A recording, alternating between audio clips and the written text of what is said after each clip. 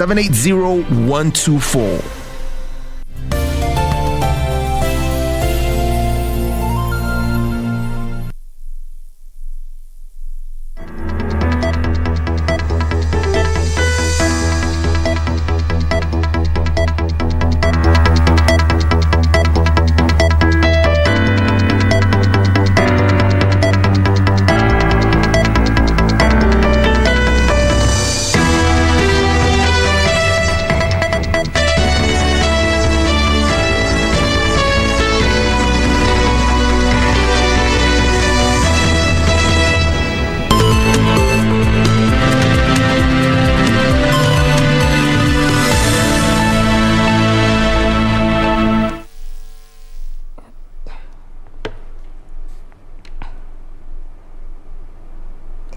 Good afternoon. I trust your Sunday is going just as planned.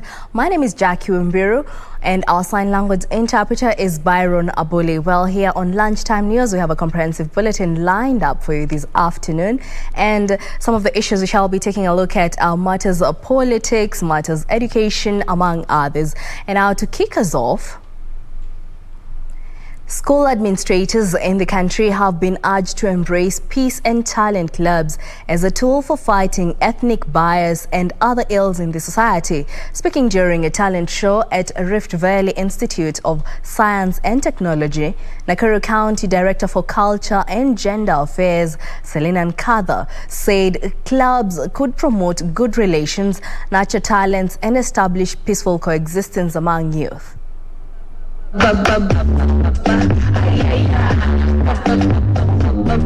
Nakuru County Director for Culture and Gender Affairs, Selina Nkatha, said that talented youth must receive encouragement from the society because talents could enhance employment prospects among young people. Talent is quite paying, and also it is one way of creating employment amongst the youth, and especially in this generation. Nkatha further noted that talents have the ability to push youth away from engaging in crime. People have realized that talent is something that can engage the youth, not only engage them in their youth, but also can be developed and become a career. Students at the Rift Valley Institute of Science and Technology said that the talent show had come at a good time, having been postponed last year due to the COVID-19 pandemic. The talent show, which it was planned to be done annually, it was never done in 2020 because of COVID-19 pandemic. The institute intends to stage the event annually and on rotational basis among counties with the aim of promoting peace. They'll be working across the country, and once they have appreciated the cultures, they will be able to fit into those cultures without any challenge. We have also noted that it creates a lot of peace. Yusuf Hilo, Lunchtime News.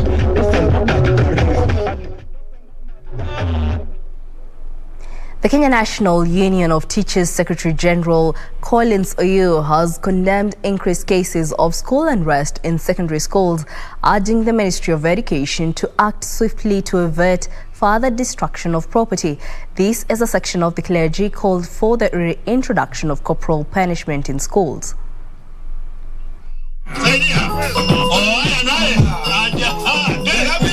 Speaking in Teso South Constituency, Busia County, the Kenya National Union of Teachers Secretary General Collins Oyu called upon the government to issue a public report on cases of school unrest in the country. Oyu urging the Ministry of Education to come up with a team that will address post-COVID behavior among learners, a course he said will be supported by the union.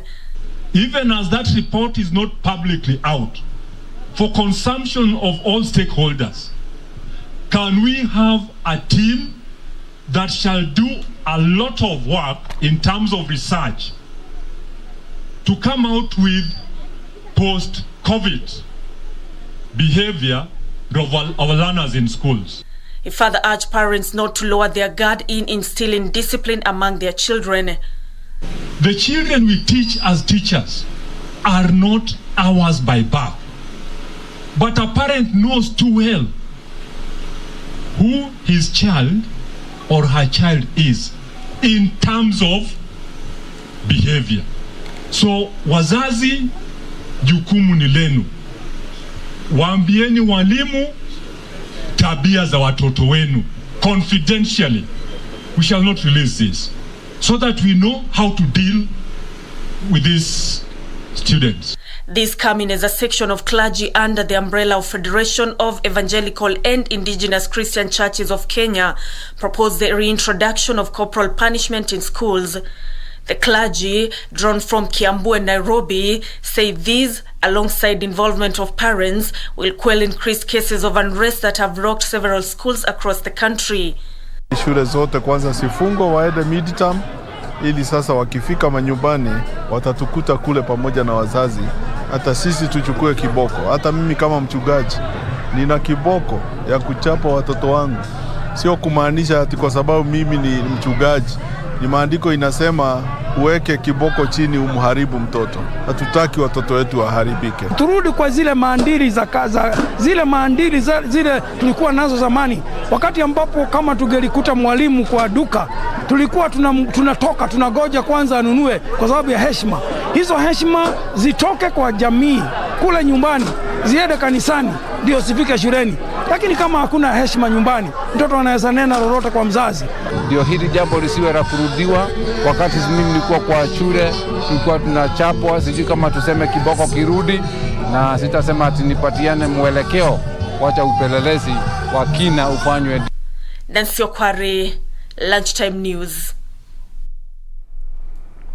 Drama ensued at a burial in Kawangamoru area in Teso South constituency, Busia County, after a Catholic priest denied politicians a chance to address the mourners.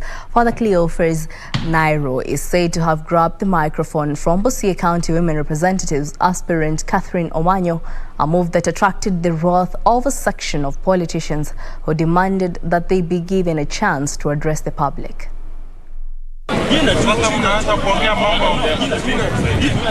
The final journey of the late Joseph Felix Obama, who was being laid to rest in Kawangamoru area within Teso South constituency of Busia County, turned chaotic after a section of politicians were denied a chance to address mourners. Time and vision, because every vision is valid. I am so sorry. I am so sorry. A scuffle ensued when Father Cleophas Nairo attempted to grab the microphone from Busia County Woman Representative aspirant Catherine Omanyo. And it's unfortunate that some leaders, whether a pastor or a father, can be used. A human being is a human being. So I just want to ask all the leaders, the fathers, the pastors, whoever they are, if they are the ones leading a funeral, let them not be biased. Let them give everybody equal opportunities to air out their views, to air out their visions. So as for me, Catherine Omanyo, no one can intimidate me. A move that was condemned by a section of politicians who had attended the burial and insisted on being given a chance to address members of the public, warning religious leaders against being used to advance partisan politics. Kwa hivyo tusifanye siasa ya kujaribu kufungia viongozi wengine wasiweze kupata nafasi ya kuweza kuzungumza. Naomba pia wenzangu, tukikuja weuza sera zako. Usitembee kuharibu jina ya wengine. Juzi nasema kuna mtu alisimama hapa anasema Mary hakuna kitu alifanya kwa Kawangamoru. Kwa Kawangamoru St. James nilipeana pesa ya computer lab. Tunatafuta kiti cha uongozi. People want to become leaders. Hicho kiti lazima kiheshimiwe. Usiwe mtu wa kupitia njia fulani kutafuta uongozi katika ile kiti. You will not manage. Kanisa inasema hata mbele ya Mungu wenye heri wametengewa. The leaders also want the church to play an active role in advancing civic education as the country edges closer to the next polls. For Lunchtime News, I'm Safin Aching Oma. The 6th annual National Indigenous Women Conference that was held in Isiolo has come to a close with the unveiling of a 5-year roadmap. The roadmap is geared towards influencing policies at the 2 levels of government, with special emphasis on the position of women in leadership and rights to own property, especially land. Conveners of the conference have committed to spearheading the implementation of the roadmap to empower women to step up to leadership roles and property ownership. Very nice. Yeah, very nice. The 2-day conference held in Isiolo County saw representatives drawn from 14 pastoralist counties represented. Samburu Women Trust Executive Director Jen Nimerios said the newly formed Indigenous Women Council will spearhead the implementation of the roadmap and champion for the voice of women, especially during public participation forums for the formulation of the next county integrated development plans and other policies. Mambo ya mama, sauti yetu iko chini, na hiyo ndio sisi tumeona tukizindua hii roadmap inaweza kutusaidia in terms of kuinfluence policy at the county level, kuinfluence policy kwa national government, na pia kuweka hizo mpendekezo wakati serikali inaweka mikakati, sauti yetu iwe ndani na pia sisi tuweze kusikika. The attendees are decried being at a disadvantage when seeking leadership positions in their areas as compared to the men who have an upper hand. Na nimetafuta kwa muda huo wadhifa ya uongozi wa kina mama, na nataka kusema kuwa wamama hawapewi nafasi ya kutosha kama wababa wenzetu, kwani hata political parties ya wamama haziko, ni moja tu iko katika Kenya. Wamama hawakui na usalama wakati wako uwanjani kutafuta kura, kwani wanapangiwa na vijana wadogo ama wazee. Watu wanapewa pesa ili wawatatize, ili wasiendelee kikamilifu na kampeni zao, na pia tupatiwe nafasi so that tukienda 2022 August tutaweza kusherekea kwamba sisi katika wamama tumepata nafasi ngapi, tunaweza kukari data kwa county level, tuko na wamama wangapi na ni wangapi tumepata cheo kama CEOs ama sisi, then at the national level ni wamama wangapi wameweza kupata nafasi ya kuelektiwa, si kunominatiwa. The women noted that if fully implemented, the just unveiled roadmap will go a long way towards empowering women to achieve the 1/3 gender principle within the next 5 years. Yusuf Far reporting for Lunchtime News.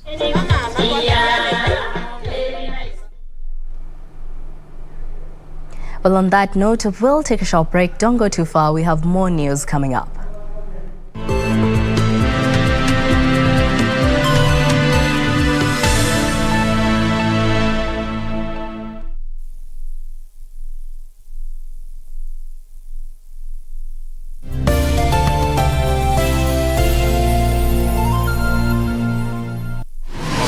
Log on to the KBC website at www.kbc.co.ke to get the latest breaking news, entertainment, sports, politics, lifestyle or business trends from Kenya and around the world. Never miss new episodes from your favorite TV shows, reruns and movies. Just stream online or watch live on your YouTube channel at KBC Channel 1 TV shows. For the day's biggest stories, trustworthy news and family entertainment, log on to KBC Channel 1. Watch what you want anytime, anywhere.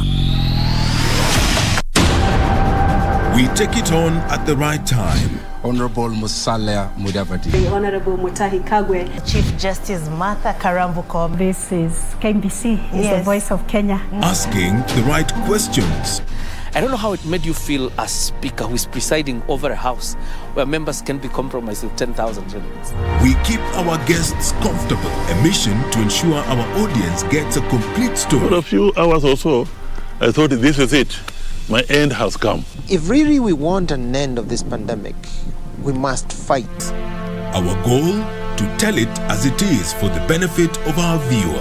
And I'm sure we will have good discussions. All right. That will make probably your viewers understand KDF better. with 21 radio outlets. During a live interview on KBC TV, Chief of Defense Forces General Robert Kiboshi. Jaji mkuu kwa mara ya kwanza katika mahojiano yake ya kipekee na runinga ya KBC Channel 1 and 2 TV stations covering over 90% of the entire country. The message always gets home. KBC, the home of on-air TV interviews.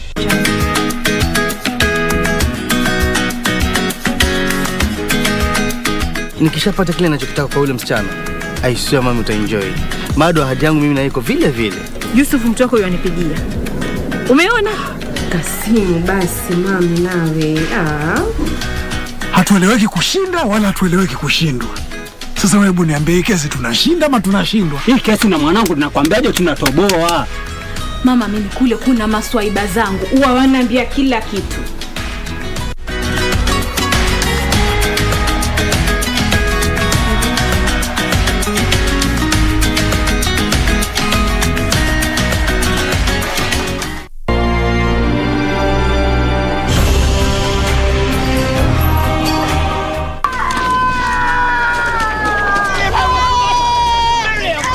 Tell you is what the Lord commanded.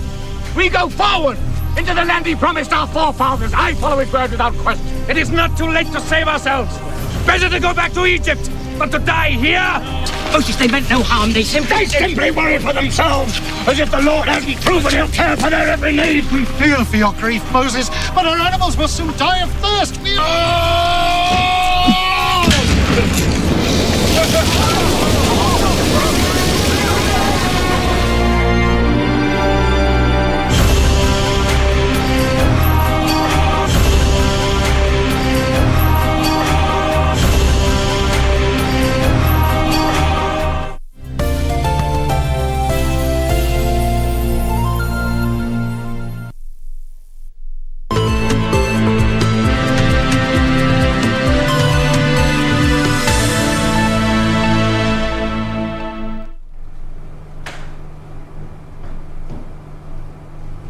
Welcome back. Now let's proceed.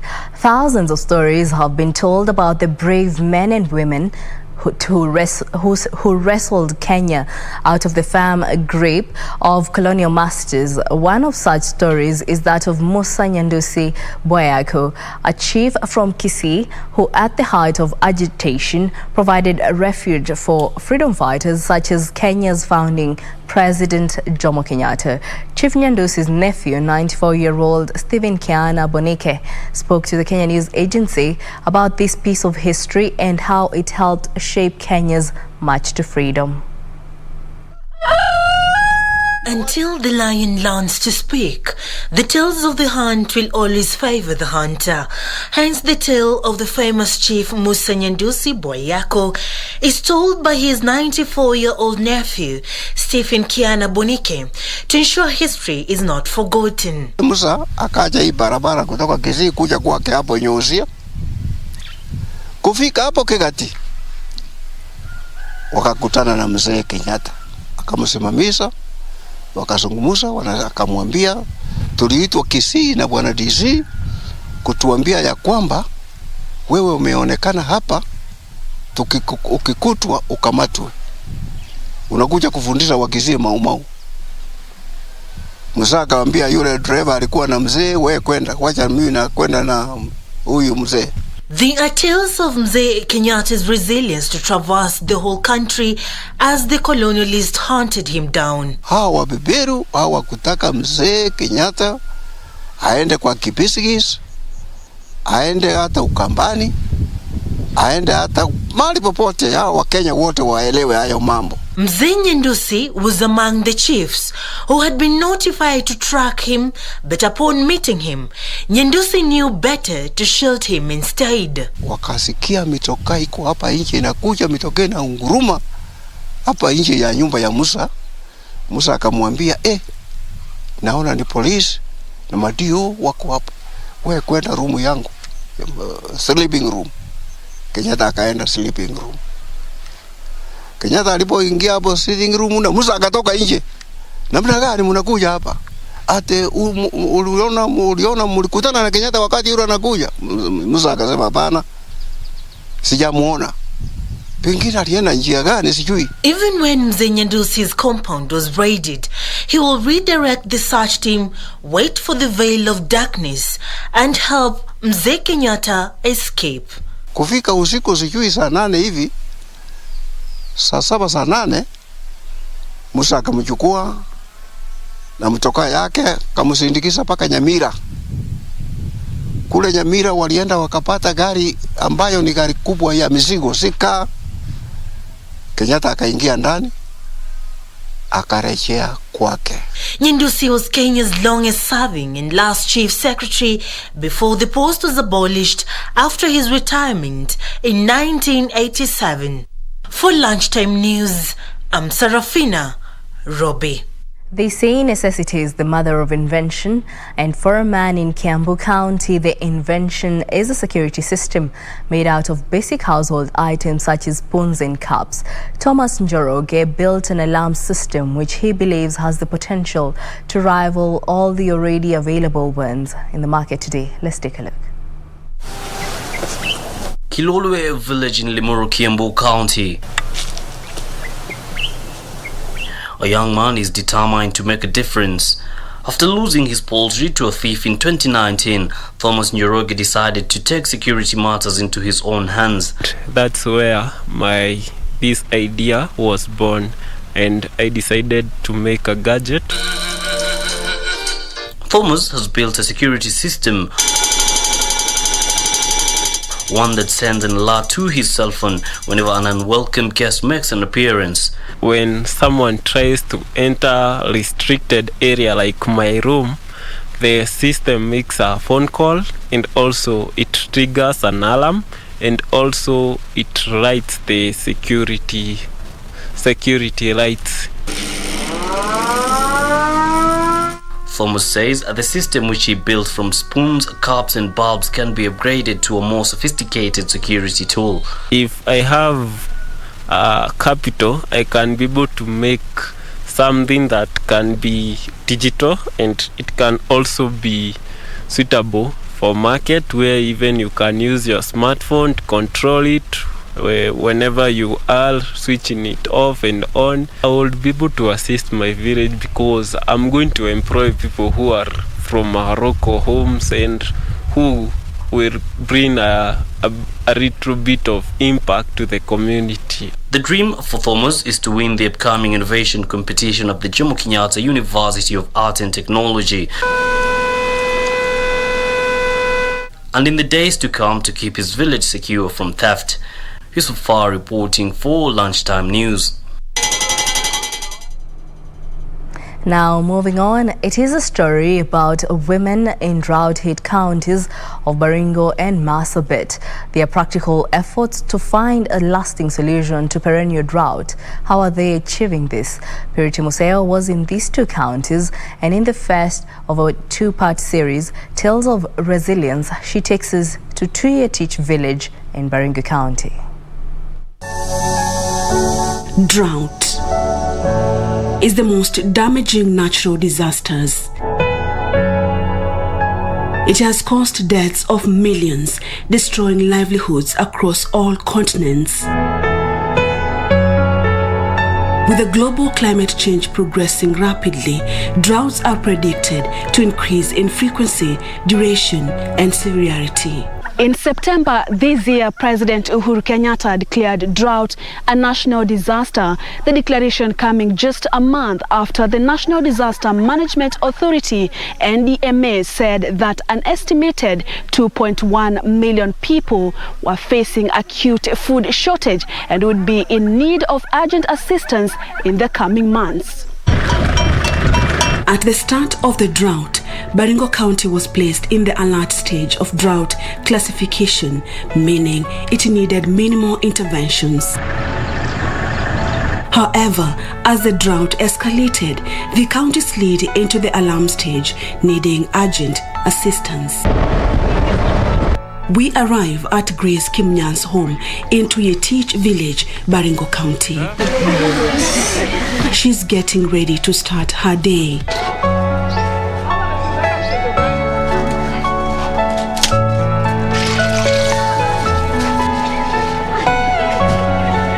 Kim Nyan has ventured into fruit farming.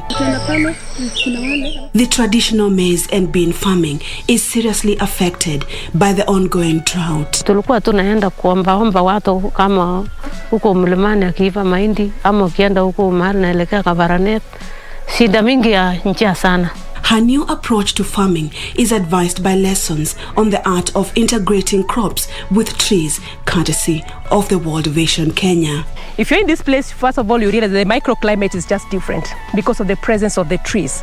And these trees, these are agroforestry trees, which when they drop their leaves and also through their roots, they fix a lot of nutrients into the soil that benefits the grass that is growing. Kim Nyan later joins a group of women she is supplying with grass for their livestock in another section of her farm, where she is employing systematic regrowth of existing trees. Nyasi imetuleta kabisa na imetupeleka mbele kwa sababu yeye kwanza ng'ombe yake aende kwa swam, analisha ng'ombe yake nyumbani, akitaka tu wanaenda agie akitaka, lakini saidi hakuna ng'ombe yake anakufa hata moja. Drought is threatening their livestock, and Kim Nyan's grass farm is their hope, at least for now. She's also demonstrating to these women how they too can benefit from the technique. The existing tree species within a locality is being nurtured, selected, then nurtured to grow.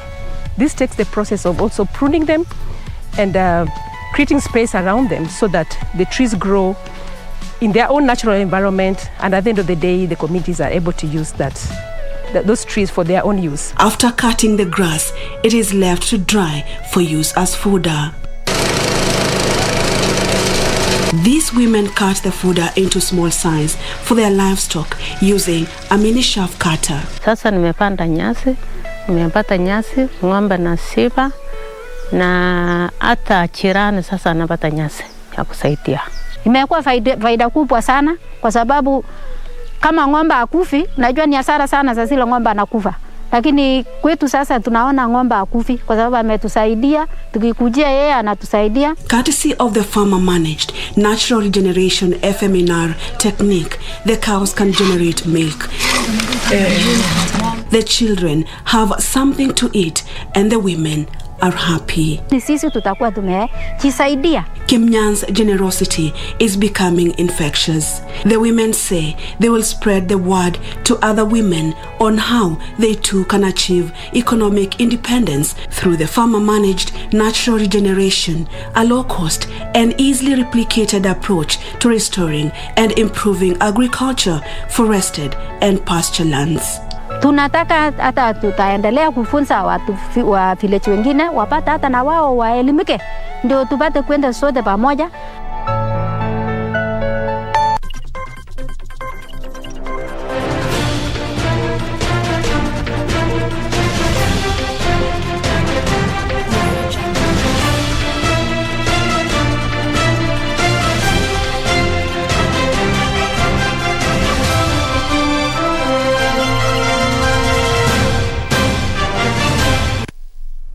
And now news making headlines in the sports world. Powerhouse Cuba were crowned the new world champions as the curtains came down on the World Boxing Championship in Belgrade, Serbia. Cuba topped the medals table with 3 gold and 2 bronze, followed by Kazakhstan, who bagged 2 gold, 2 silver and 1 bronze, with third-placed USA collecting 2 gold and 2 silver medals. Japan was placed 4th with 2 gold medals, while Russia completed with top 5, returning home with 1 gold, 2 silver and 2 bronze medals. Defending champions Uzbekistan finished 12th with 1 silver and 1 bronze. Africa, with 41 entries, finished without a single medal. More than 650 boxers from all over the world competed from October 24th to November 6th and 13 weight categories. Ya comienza a bajar su guardia a ver si tira más. Soltó la zurda, se quedó corto también.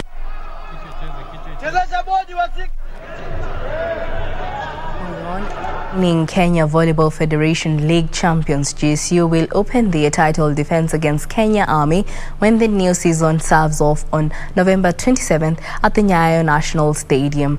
The paramilitary side won the league playoff in August to book a ticket to represent Kenya at the Africa Volleyball Cup Championship alongside perennial nemesis Prisons Kenya and KPA. Prisons Kenya will face compatriots Prison Mombasa. AP Kenya will take on Equity Bank. KDF will be up against Prison Mombasa, while Prison Nairobi will face Vihiga County. In the ladies category, Prisons Kenya will face compatriots Prison Nairobi. Kenya Defence Forces will take on DCI, while KCB will be up against Kenya Pipeline. The Women's League will kick off at the Makende Gymnasium in Mombasa.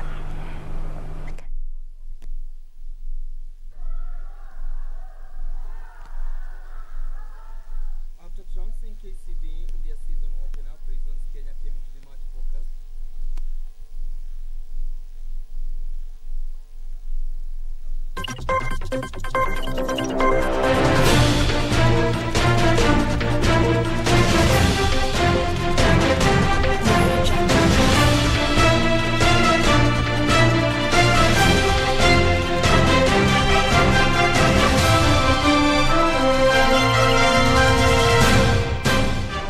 Brings us to the end of our bulletin this afternoon. Thank you for choosing Lunchtime News. My name is Jacky. Wambiru. Our sign language interpreter is Byron Abuli. Enjoy the rest of your Sunday.